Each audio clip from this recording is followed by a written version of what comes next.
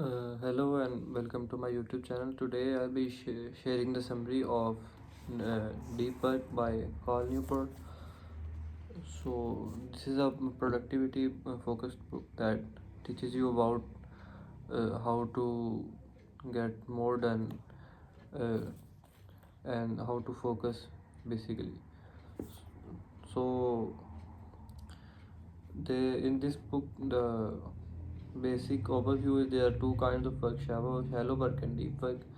Shallow work is when you are spending lots of time on whatever you are doing but accomplish not much, whereas deep work is when you're focused on one thing for a long period of time. So, and he emphasizes on getting things done rather than spending just time on screen blankly doing nothing.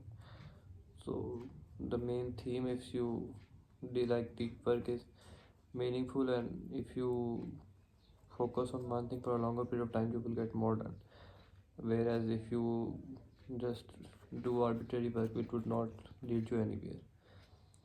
So here I highlighted something that human beings, it seems, are at their best when they burst deeply in something challenging. So the author basically was making an argument about how it is scientifically and proven neurology, and neurology also backs this, that deep work is also help us. And he also mentioned that you should make a deep work space, that occupy or dedicate a space to working, where you go and only do the deeper. So the mind would associate that place with working. So whenever you go there, you would automatically work. And also something I've highlighted, that give and take promotes the practice of giving your time and expectation of something in return.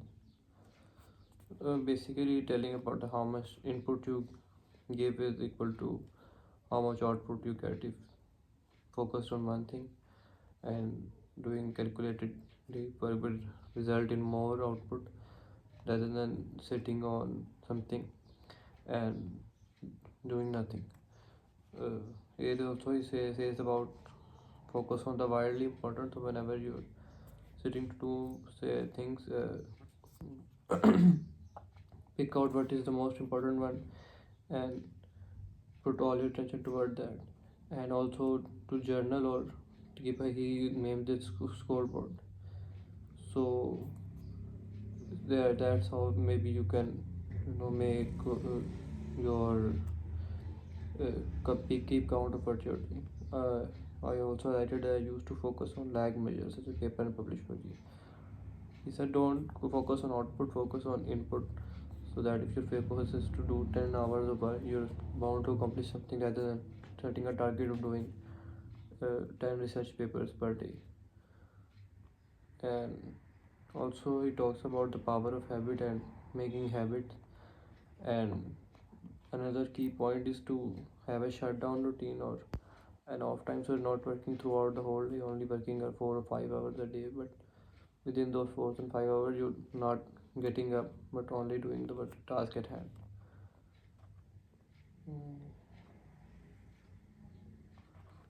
Then again, talking about just the daily habits and making a routine, and also talking about memory training.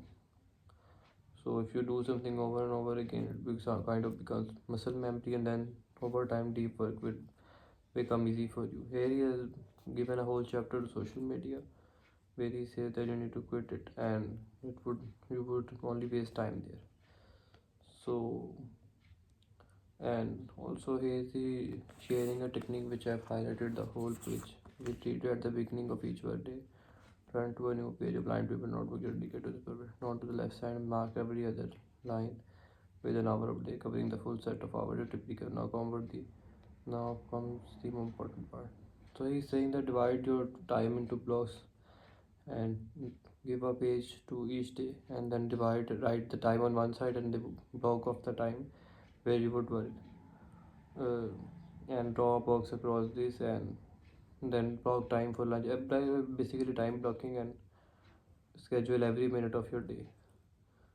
So that is how he says you can accomplish your task. And also gives a tip that become hard to reach, like try to people won't disturb you if you're working. Like if you're working, then go out somewhere else to work where nobody can disturb you, and turn off your phone and put it on work mode and stuff like that. Here he's talking about Bill Gates worked with such high intensity that during too much time of class. He's talking about Bill Gates, that when he would used to work, he would often collapse into his seat, go to sleep, and then wake up and start working again. So that's the kind of focus you need if you want to succeed, and if you get into a deep work zone, you can accomplish that very easily. So this was the main theme of the book, that in order to accomplish deep work, uh, you need to follow a set of principles and get into the zone of working, and make sure you're not disturbed, and block out your time and schedule every minute of the day. Eventually you'll get there. So, and if you're working on the subject, then divide it and focus on one thing at a time, and try to make sure when you're working you don't have any distraction, and you're working on one single point rather than doing arbitrary or shallow work. So if you're sitting on the laptop, then keep only one tab open, and only the one tab of what you need the task at hand, and make sure whenever you're working you're not getting disturbed. So if you have a constant block of 4 to 5 hours of working, you there's a less chance that someone will that you will not be able to accomplish something if you're focusing on one thing, and the greater chance is that you will be able to finish it early and do more things in less time. What normally happens is we do like we do 8 to 10 hours of work in the office, but we take 30 breaks between each of them, and we focus on some stuff, and then we get in the zone and break out of it. So that doesn't make it a flow. And also, me personally, I'm against the pomodoros or anything like that. So if you're setting out to work, then you should be doing work until you're finished, rather than doing something like for 10-20 minutes and sitting up, then doing some work, then doing, because that will disturb your workflow and you will hardly accomplish anything. For example, if you are like building an app, and you're doing something like you're writing code, and you wrote 50 lines of code, and you get up, when you come back you have to start all over again to study and sense where you were before you started, to be able to get to that point, and get to the zone. So that will collectively a 5 to 10 minutes break, and then 5 to 10 minutes of getting back will wait 20-30 minutes of that. And after that, if some disturbance comes up, then it takes up time, and you eventually quit and move on to some other subject, or leave the work you're doing all along. So the trick is to one keep a workspace where you only go to work and nobody comes there, and block out every hour of your day, and also make it a habit, and make sure you're not getting disturbed.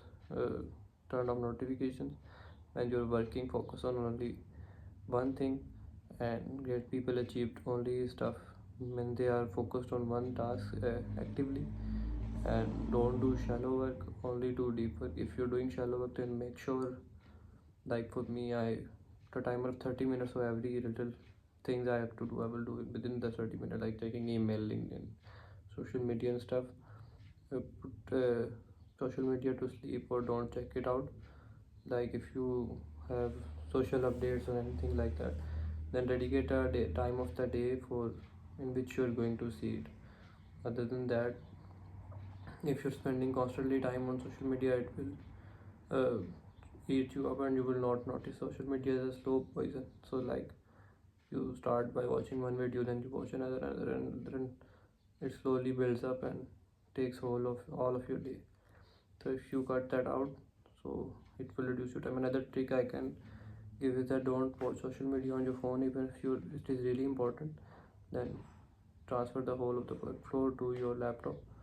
So in that way, if you really need to see social media, you will have to open your laptop, and it's not that easy to scroll over there, and uh, delete these apps from your phone, and just focus on getting things done, and learn from Bill Gates example. Like if you can accomplish that kind of work and work that hard, you can be as successful as the man who got there eventually, like Elon Musk or Bill Gates. All of these are not superheroes. They just did lot of deep work and studied a lot for a lot of time. So that's it for this video. Thank you very much.